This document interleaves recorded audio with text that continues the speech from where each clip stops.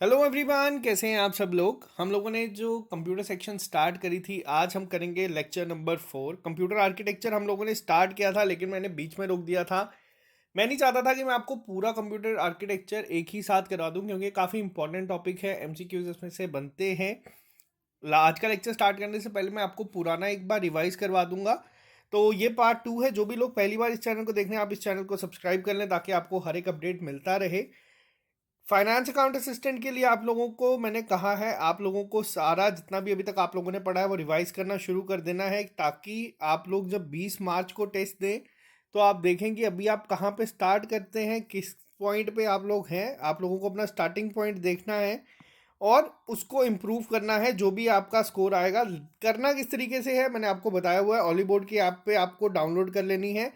जेके exam वहाँ पे आपको दिखेगा। जेके एग्ज़ाम पे क्लिक करने के बाद आपको यहाँ पे मॉक टेस्ट जो है वो दिख जाएंगे, जेके एसएसबी फाइनेंस अकाउंट असिस्टेंट के। आप लोग चाहें तो आप लोग इनका वीडियो कोर्स भी ले सकते हैं। तो चलिए अब हम बात करेंगे डायरेक्ट आज के टॉपिक पे। क्या चीज़ें हम लोगों ने पहले पढ़ी थी, मैं आपको एक बार क्विक रिवीजन उसकी दे दूंगा, फिर हम पूरा डिटेल में वो पढ़ेंगे। सबसे पहले मैंने आपको बताया था कंप्यूटर आर्किटेक्चर बेसिकली कितने कंपोनेंट से बनता है। तो मैंने आपको बताया था कंप्यूटर आर्किटेक्चर में जो आपके कंपोनेंट्स यूज होते हैं, एक आ जाते हैं आपके input output unit. Input output unit में आपको मैंने पहले भी एक्सप्लेन किया था थोड़ा सा डिटेल में। इनपुट यूनिट में आपके कौन कौन से आ जाते हैं, इसमें आपका कीबोर्ड माउस ये सब आ जाता है। और आउटपुट यूनिट में आपके क्या आ जाते हैं, जिसमें आपके मॉनिटर, प्रिंटर ये सब यूज़ होते हैं। और एक क्या कंपोनेंट होता है, वो आता है आपका central processing unit. Central processing unit further divide होता है कितने कंपोनेंट्स में, 3 कंपोनेंट्स में। वो 3 कंपोनेंट्स क्या थे, एक तो था आपका कंट्रोल यूनिट, एक था आपका एएलयू और एक थे आपके रजिस्टर। ये मैंने आपको समझाया था। और एक कंपोनेंट जो मैंने कल आपको एक्सप्लेन नहीं किया था वो क्या था आपका, वो था आपका मेमोरी यूनिट। तो बेसिकली ये आपका एक कंप्यूटर का आर्किटेक्चर है, अगर मैं सिंपल आप लोगों को बना के दिखाऊं। अब ये 3 मैंने आपको जो चीज़ें समझाई थी वो समझाई क्या थी। मैंने आपको बताया था कि हमें कोई भी डिटेल अगर अपने एंड से कंप्यूटर को बतानी है या समझानी है या कोई भी इंस्ट्रक्शंस हमें देनी है, वो हम किसके थ्रू दे सकते हैं, वो हम देख सकते हैं इनपुट यूनिट के थ्रू। अब इनपुट यूनिट के थ्रू हम लोग क्या करेंगे, हम लोग बोलेंगे कि हमें ये इंस्ट्रक्शंस करनी है, लेकिन आगे चल के वो इंस्ट्रक्शंस परफॉर्म किस तरीके से होती है। सबसे पहले मैंने आपको बताया था 2 तरीके की इंस्ट्रक्शंस होती हैं, जिसमें आप लोग अगर कहें अरिथमेटिक या आपकी जो लॉजिकल ऑपरेशंस होते हैं वो कहाँ पे जाते हैं आपके, तो वो जाते हैं आपके एएलयू के पास। सिंपल सी फॉर्म में मैंने आपको चीज़ें समझाई थी।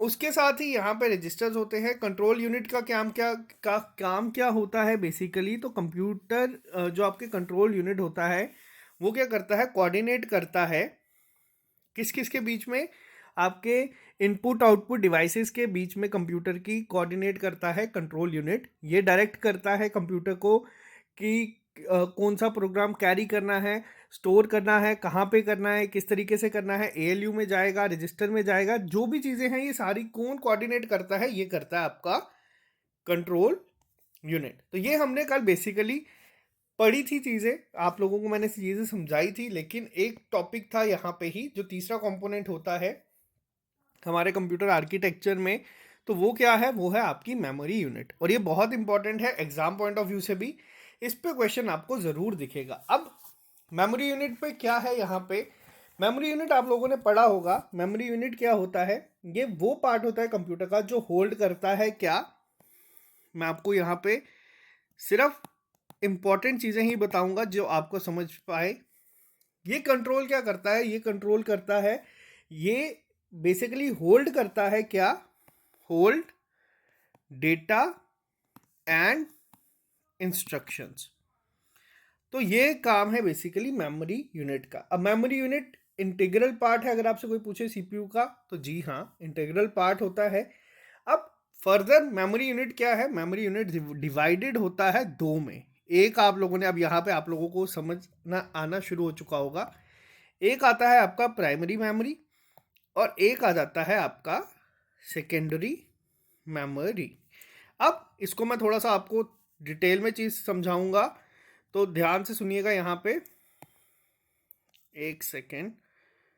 अब प्राइमरी मेमोरी और सेकेंडरी मेमोरी बेसिकली होती क्या है, किस तरीके से फंक्शन करती हैं, किस तरीके से करती हैं। प्राइमरी मेमोरी में आप लोगों को 2 से 3 क्वेश्चन हर बार पेपर में देखने को मिलेंगे। प्राइमरी मेमोरी आपकी 2 टाइप की होती है। पहली आ गई आपकी रैम, दूसरी आपकी आ गई रोम। अब एग्जाम में कई बार इनकी फुल फॉर्म ही पूछ लेते हैं। रैम क्या हो गई, ये हो गई आपकी रैंडम एक्सेस मेमोरी, और रोम क्या हो गई आपकी रीड ओनली मेमोरी। तो ये दो आपको मोस्ट इंपॉर्टेंट है, याद रखना है, रैम और रोम। इन दोनों को आपको याद रखना है। 2 ही आपकी प्राइमरी मेमोरीज होती हैं, फर्दर ये डिवाइडेड होती हैं आगे। अब मैं आपको पहले रैम के बारे में थोड़ा सा एक्सप्लेन कर देता हूँ। रैम कितने टाइप की होती है, रैम आपकी क्या करती है, किस तरीके से काम करती है। सबसे इंपॉर्टेंट चीज जो डायरेक्ट एग्जाम में आपके पंचायत अकाउंट असिस्टेंट में भी पूछा गया था, ये किस नेचर की होती है, ये होती है आपकी वॉलेटाइल नेचर की। यानी कि जब तक कंप्यूटर को आप लोग पावर सप्लाई करोगे, आपका जो डेटा है या जो भी चीज़ आपके रैम में स्टोर्ड है वो वहाँ रहेगी। जैसे पावर सप्लाई खत्म, आपका डेटा गायब। ये सिंपल सी चीज़ है, इसीलिए इसे वॉलेटाइल कहा जाता है। आपको ये वर्ड समझना होगा। रैम आपकी वॉलेटाइल नेचर की होती है। इसके साथ रैम को भी फर्दर कैटेगराइज किया जाता है, दो में क्लासीफाई किया जाता है। एक आपकी आ जाती है एस रैम और एक आपकी आ जाती है डी रैम। एस रैम क्या हो गया, एस रैम हो गया आपका स्टैटिक, और डी रैम आपका हो गया यहाँ पे डायनेमिक। अब यहाँ पे क्वेश्चन किस तरीके से पूछा जाता है, ज़्यादा डिटेल में आपको क्वेश्चन नहीं आएगा। आपको बस ये पूछा जा सकता है कि एस रैम ज़्यादा फास्टर होती है या डी रैम। तो आपको इसका आंसर पता होना चाहिए। जो आपकी एस रैम होती है वो ज़्यादा होती है किससे, डी रैम से। आपको ये पॉइंट भी याद रखना है। जो पॉइंट मैं यहाँ पे आपको इंपॉर्टेंट करके बता रहा हूँ, आपको सिर्फ उतना ही याद रखना है। एमसीक्यू यहीं से बनेंगे। जब मैं आपको एमसीक्यू का सेशन लेके आऊँगा तब भी आपको चीज़ें यहीं से क्लियर होंगी। पहली चीज़ आपको जो याद रखनी है, क्या मेमोरी यूनिट में, मेमोरी यूनिट में याद रखना है, मेमोरी यूनिट कितने में डिवाइड होती है, 2 में। एक आपका आ गया प्राइमरी यूनिट, प्राइमरी मेमोरी, और एक आ गया आपका सेकेंडरी मेमोरी। प्राइमरी मेमोरी को भी फर्दर 2 में डिवाइड किया जाता है, रैम में और रोम में। रैम को आपका फर्दर 2 में किया जाता है, एक आ गया आपका एस रैम और एक आपका आ गया डी रैम। आपको सिर्फ इतना याद रखना है। वॉलेटाइल नेचर की होती है, मैंने आपको बता दिया। टेम्परेरी स्टोरेज को यूज़ करती है ये डाटा स्टोरेज करने के लिए फॉर डेटा एंड इंस्ट्रक्शन। बस आपको इससे ज़्यादा याद नहीं रखना इसके बारे में, रैम के बारे में। अब मैं यहाँ पे आपको बताऊंगा रोम क्या होती है। अभी तक मैंने आपको बताया रैम क्या होती है, अब मैं आपको बताऊंगा रोम क्या होती है। रोम को मैंने आपको बताया क्या फुल फॉर्म है, रीड ओनली मेमोरी। अब इसमें और रोम में फ़र्क क्या है। पहली चीज़ मैंने आपको यहाँ क्या बताया था कि रैम जो है वो आपकी वॉलेटाइल नेचर की होती है। क्या रोम आपकी वॉलेटाइल नेचर की होती है, तो नहीं, ये वॉलेटाइल नेचर की नहीं होती है। आपकी सिस्टम में अगर आपको पावर सप्लाई हो रही है नहीं हो रही है, रोम जो आपके सिस्टम में है इसे कोई फ़र्क नहीं पड़ेगा। ये यूज़ की जाती है बेसिकली स्टोर करने के लिए स्टैंडर्ड प्रोसेसिंग प्रोग्राम जो परमानेंटली आपके कंप्यूटर में ही रहते हैं। जैसे आप लोगों ने स्टार्ट किया सिस्टम, कोई एक प्रोग्राम ऐसा है जो आपको यूज़ होता है आपका। मैं ज़्यादा डिटेल लैंग्वेज में इसको नहीं लेके जाऊंगा ताकि जिन लोगों को कंप्यूटर बैकग्राउंड नहीं है उन्हें भी चीज़ें समझ आए। तो यहाँ पे क्या है, रोम के लिए, रोम आपकी क्या होती है, रोम आपकी होती है नॉन वॉलेटाइल। एग्जाम में कई बार क्वेश्चन आता है डायरेक्ट कि इनमें से वॉलेटाइल कौन सी है और इनमें से नॉन वॉलेटाइल कौन सी है। आपको ऑप्शन में रैम रोम दिया जाएगा, तो आपको ये याद रखना है। इंपॉर्टेंट पॉइंट मैं यहाँ पे सर्कल कर देता हूँ। रैम रोम आपकी क्या हो जाती है, नॉन वॉलेटाइल नेचर में। रीड ओनली मेमोरी इसकी फुल फॉर्म है, आपको बस ये याद रखना है। अब ये अगर आपसे पूछा जाए कि क्या हम रोम को, जैसे मैंने आपको बताया रीड ओनली मेमोरी, तो क्या हम इस पे लिख सकते हैं, या रीड ओनली, इस वर्ड से ही आपको क्लियर हो रही होगी चीज़ें। रीड ओनली, क्या हम यहाँ पे अगर अब पूछा जाए क्या इस पे लिखा जा सकता है, क्या इसे इरेज किया जा सकता है, तो ये भी फर्दर 3 कैटेगरीज में डिवाइडेड होती हैं। अब ये 3 कैटेगरीज आपको याद रखनी है, इस पे भी क्वेश्चन आपसे एग्जाम में पूछा जा चुका है। एक आती है आपकी PROM, ये क्या होती है? ये होती है आपकी प्रोग्रामेबल रीड ओनली मेमोरी, यानी कि ये आगे आपकी, जो आप लोगों को अभी मैंने एग्जांपल दी सारी, पहली यही है कि आप इसको इरेज नहीं कर सकते, जो इस पर लिखा है वो लिखा है, जो आपके सिस्टम में है वो है, आप इसके साथ छेड़खानी नहीं कर सकते। तो ये आ गई आपकी PROM, programmable read only memory. इसके बाद एक आती है आपकी EPROM। अब EPROM क्या होती है? EPROM आपकी हो जाती है erasable programmable read only memory. इसे इरेज किया जा सकता है, लेकिन किस तरीके से किया जाता है, किस तरीके से नहीं, आप लोगों को वो नहीं समझना, आपको सिर्फ एग्जाम पॉइंट ऑफ व्यू से पढ़ना है, जिसमें आपको MCQ पूछे जाते हैं और आप इसका आंसर दे दें। दूसरी कैटेगरी आती है आपकी EPROM। अब EPROM में आपसे पूछा जा सकता है कि इसकी फुल फॉर्म क्या है, तो आपको वो याद रखनी है, आपको इससे ज़्यादा याद नहीं रखना। तीसरी कैटेगरी आ जाती है आपकी EPROM। अब ये क्या हुआ? अब जैसे यहाँ पे आप लोग देखें, PROM हमने देखा, यहाँ पे आया, अब यहाँ पे भी आपका EPROM तो आ गया। तो याद करने के लिए जो ये E है, इस E का मतलब है आपका इलेक्ट्रिकली इरेजेबल प्रोग्रामेबल रोम।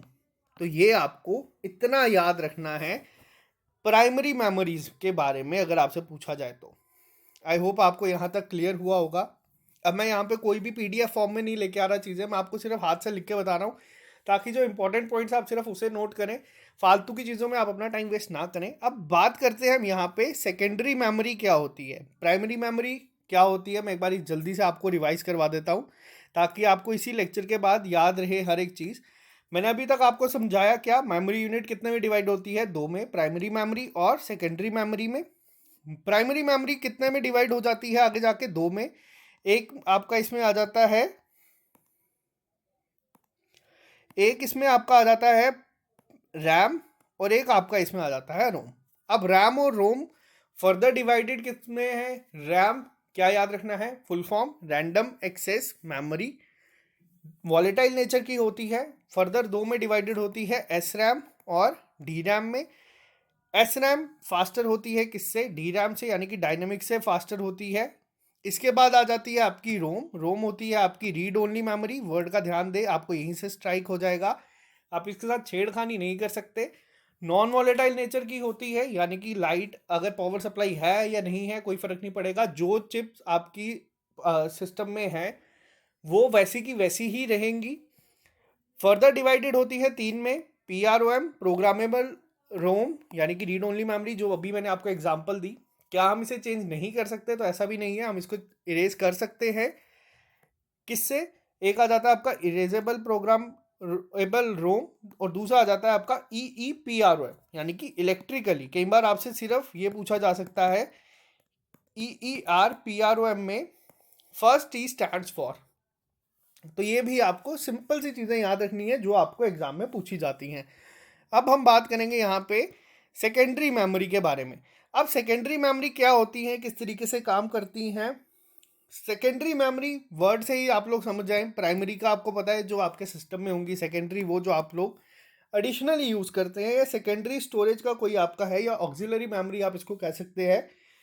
आप लोगों ने देखा होगा, कभी आप लोगों का सिस्टम दिखाता है, या मैं आपको सिंपल लैंग्वेज में बताता हूँ जो आप लोग घर पे यूज़ करते हैं। आपका फ़ोन आपके पास है, पहले थे जो, मेमोरी फुल हो गई, आप लोग क्या यूज़ करते थे? Memory card. Memory card basically अगर मैं सिंपल तरीके से समझाऊँ तो वो आपका सेकेंडरी स्टोरेज के या सेकेंडरी मेमोरी की तरह ही एक्ट करता था। वैसे ही आप लोग अगर वीडियो गेम्स खेलते थे तो आप लोग एक दूसरे को गेम्स दे देते थे, DVD CDs में, मूवीज़। हार्ड डिस्क अगर हम बात करें तो ये जितनी भी चीज़ें हैं, हार्ड डिस्क, CD, DVD, ये सब आपकी क्या आ जाती है? ये सब आपकी आ जाती है सेकेंडरी मेमोरी में। अब क्या होती हैं सेकेंडरी मेमोरीज, क्या ज़रूरी है, क्यों ज़रूरी है? आपको ये सारा जब मैं MCQs करवाऊंगा तब आपको मैं ये क्लियर करवाऊंगा। फिलहाल आपको भी समझने के लिए इतना काफ़ी है। अब थोड़ी सी चीज़ें यहाँ पे आपको इसी टॉपिक में मैं समझाऊंगा जो आपसे एग्जाम में पूछी जाती हैं। अब सबसे पहली चीज़ आपको जो समझनी है यहाँ पे, सबसे पहली चीज़ इंस्ट्रक्शन साइकिल क्या होता है। इंस्ट्रक्शन साइकिल के ऊपर क्वेश्चन एग्जाम में पूछे जा चुके हैं। आपको कोई भी एग्जाम उठा लें, आपको इस पर क्वेश्चन पूछा हुआ मिलेगा। अब इंस्ट्रक्शन साइकिल होता क्या है, ये क्या करता है, सबसे पहले ये करता है रिप्रेजेंट किस चीज को, the sequence of events that takes place as an instruction is, एक second, read from memory and executed। इसकी डेफिनेशन मैंने लिखी है यहाँ पे, क्यों लिखी है, ताकि आप लोगों को चीज़ समझा पाऊँ। इंस्ट्रक्शन साइकिल क्या करता है, ये एक सीक्वेंस को रिप्रेजेंट करता है जिसके तहत आप लोगों की इंस्ट्रक्शंस को पढ़ा जाता है मेमोरी से और उसे एग्जीक्यूट किया जाता है। बेसिकली ये होता क्या है, इंस्ट्रक्शन साइकिल बहुत इंपॉर्टेंट है आप लोगों के एग्जाम पॉइंट ऑफ व्यू से, तो मैं ये आपको बता देता हूँ। सबसे पहले इंस्ट्रक्शन क्या होती है, सबसे पहले इंस्ट्रक्शन आप लोगों की होती है फैच, यानी कि आप लोगों ने इनपुट डिवाइस से सिस्टम को बोला हमें ये चीज़ को करना है, वो क्या करेगा, इंस्ट्रक्शंस को लेगा। उसके बाद क्या करेगा, अब आपको पता है हम लोग क्या करते हैं, हम लोग जो इंस्ट्रक्शन देते हैं वो अपनी लैंग्वेज में लिखते हैं, हाई लेवल लैंग्वेज में लिखते हैं। लेकिन आप लोगों को अगर पूछा जाए या आप लोगों को पता है कंप्यूटर क्या समझता है, कंप्यूटर सिर्फ समझता है 0 और 1 बाइनरी नंबर्स। मशीन लैंग्वेज आप लोगों ने पढ़ी होगी, सुना होगा अगर, तो कंप्यूटर हमेशा यही समझता है। तो जो हमने इंस्ट्रक्शन दी है उसको क्या करेगा कंप्यूटर, इंस्ट्रक्शन साइकिल में डिकोड करेगा ताकि उसे समझ आए। उसके बाद क्या करेगा, जो भी हमने चीज़ें बोली हैं उन्हें एग्जीक्यूट करेगा। जैसे मैंने बोला 4+4 फेच किया, डिकोड किया, बाइनरी नंबर्स में लिखा, एग्जीक्यूट करके लिखा 8, और उसके बाद क्या कर देगा, उसके बाद कर देगा स्टोर। तो ये जो 4 स्टेप होते हैं यही बेसिकली आपका क्या आ जाता है, इंस्ट्रक्शन साइकिल। इंस्ट्रक्शन साइकिल आपका यही है, फेच करता है इंस्ट्रक्शंस फ्रॉम द, कहां से, मेमोरी, डिकोड करता है इंस्ट्रक्शंस किसके लिए, ऑपरेशंस के लिए, जो भी आपके ऑपरेशन यूज होंगे, एडिशन जैसे यहाँ पे एग्जांपल दी। उसके बाद क्या करता है, एग्जीक्यूट करता है इंस्ट्रक्शंस को, परफॉर्म करता है, और लास्ट में क्या कर देता है, स्टोर कर देता है, कहाँ पे, मेमोरी में वापस से। तो ये आपका आ जाता है इंस्ट्रक्शन साइकिल। अब एक चीज यहाँ पे आपको और याद रखनी है, किस लैंग्वेज को समझता है यहाँ पे कंप्यूटर, तो वो समझता है आपके बाइनरी यानी कि मशीन लैंग्वेज को ही हमेशा समझता है। 0 और 1 की फॉर्म में ही जो भी चीज़ आप दोगे वो उसी फॉर्म में आएगी। अब बीच में कई टर्म्स और आ जाती हैं यहाँ पे, जैसे कि आप लोगों को अगर पता होगा, अब आप लोगों को बताना है बफर क्या होता है, कमेंट बॉक्स में लिख के। बफर क्या होता है, बफर एक टर्म है, मैं आपको ये समझाऊंगा एमसीक्यूज में। बहुत सारी चीज़ें ऐसी होंगी इस बार जो मैं आपको एमसीक्यूज में ही पूरी क्लियर करूंगा। मैं हर एक टॉपिक के कम से कम 25 से 30 वो एमसीक्यूज लेके आऊंगा जिसमें मैं आपको समझाऊंगा एमसीक्यूज की फॉर्म में क्या चीज़ें आपको समझ आ जाएंगी, वो काफ़ी आसानी से आ जाएंगी। तो ये आपको लिखना है बफर क्या होता है। तो बेसिकली ये आपका पूरा क्या हुआ, कंप्यूटर आर्किटेक्चर खत्म। क्वेश्चन इस पर ज़रूर बनता है, क्या बनता है मैंने आप लोगों को बता दिया।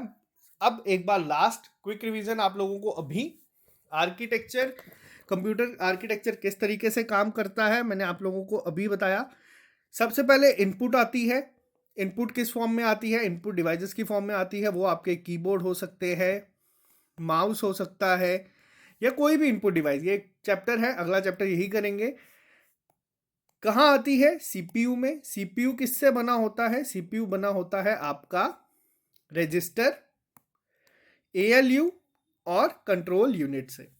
कंट्रोल यूनिट क्या करता है, कंट्रोल यूनिट कोऑर्डिनेट करता है जो भी काम आपके अंदर यहाँ पे परफॉर्म होता है सीपीयू में। इनपुट से जो आती है, आउटपुट जो जाती है, सब कंट्रोल कौन करता है, कोऑर्डिनेट कौन करता है, वो करता है आपका कंट्रोल यूनिट।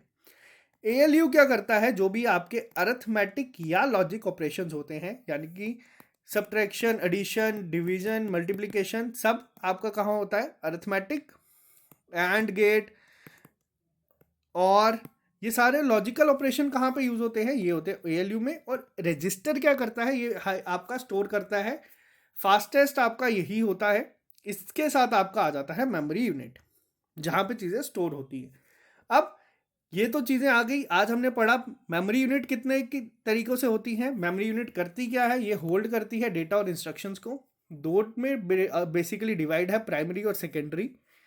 प्राइमरी में आपका आ जाता है RAM, ROM, random access memory और read only memory. Random access memory को आपको बस इतना याद रखना है, वॉलेटाइल नेचर की होती है।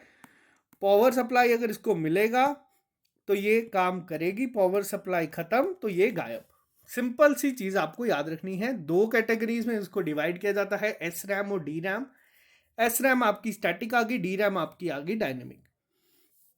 इससे ज़्यादा आपको कोई डेफिनेशन याद नहीं रखनी, कोई चीज़ याद नहीं रखनी। इसके बाद आपका आ जाता है रोम। रोम बेसिकली होती है आपकी रीड ओनली मेमोरी। नाम से ही पता चल रहा है कि सिर्फ रीड ओनली है, आप लोगों को इस पर लिख नहीं सकते। एग्जाम्पल क्या है, या किस में क्लासीफाई किया जाता है, वो आपकी आ जाती है पी रोम, यानी कि प्रोग्रामेबल रीड ओनली मेमोरी। ये नॉन वॉलेटाइल नेचर की होती है। लाइट रहे, पावर सप्लाई रहे ना रहे, इसको कोई फर्क नहीं होता। ये आपके सिस्टम में होती हैं मेमोरीज, तो ये कहीं नहीं मिटती। इसके बाद अगर बहुत ज़्यादा इमरजेंसी हो या बहुत ही टफ होता है इसको इरेज करना, लेकिन इरेज हो सकती हैं। दो कैटेगरीज हैं, EPROM यानी कि इरेजेबल। अगर आपसे पूछा जाए EPROM क्या होता है, तो ये हो जाती है आपकी इलेक्ट्रिकली। एग्जाम में कंफ्यूज करने के लिए आपको ये पूछ देता है इलेक्ट्रिकली, इस तरीके के ऑप्शंस आपको मिलते हैं। तो जो वर्ड मैंने यहाँ पे लिखे हैं आपको वही याद रखने हैं।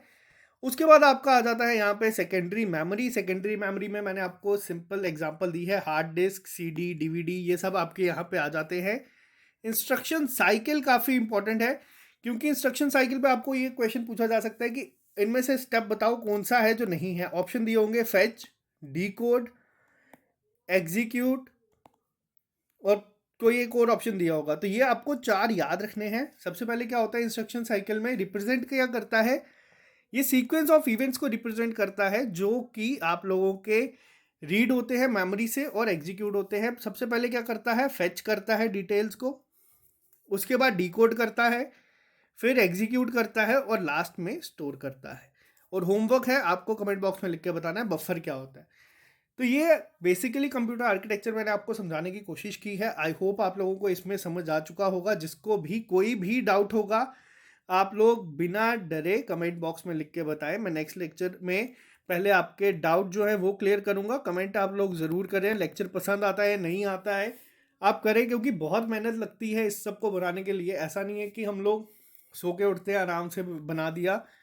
मेरी काफ़ी हेक्टिक स्केड्यूल चलता है। 6:30 बजे सुबह मैं स्टार्ट करता हूँ, फिर ऑफिस आवर्स होते हैं और रात को ये लेक्चर बनाते बनाते तकरीबन 12 बज जाते हैं। और ये डेली बेसिस पे चलता है। सब टीचर्स के लेक्चर्स अपलोड करना बहुत बहुत काम होता है। तो आप लोग जैसा भी आपको लगता है आप लोग लिख के बताएं। कई बार हमारे एंड से अगर चीज़ें कम हो जाती हैं तो आप लोग तब भी लिखें। हम लोग पूरी कोशिश कर रहे हैं कि जितने भी यहाँ पे पेड बैचेस चल रहे हैं, हम लोग उन सबसे बेटर कंटेंट आपको फ्री में प्रोवाइड करें। तो ये एक अलग से हमारा मिशन चल रहा है। तो आप लोग हमारे चैनल को सब्सक्राइब कर लें और 20 मार्च के लिए जितनी ज़्यादा हो सके उतनी रिवीजन स्टार्ट कर दें, ताकि आप लोग अच्छे से अच्छा परफॉर्म करें। तो आज के लिए सिर्फ इतना ही। मिलते हैं आप लोगों से कल नए लेक्चर के साथ। Bye bye, take care, all the best.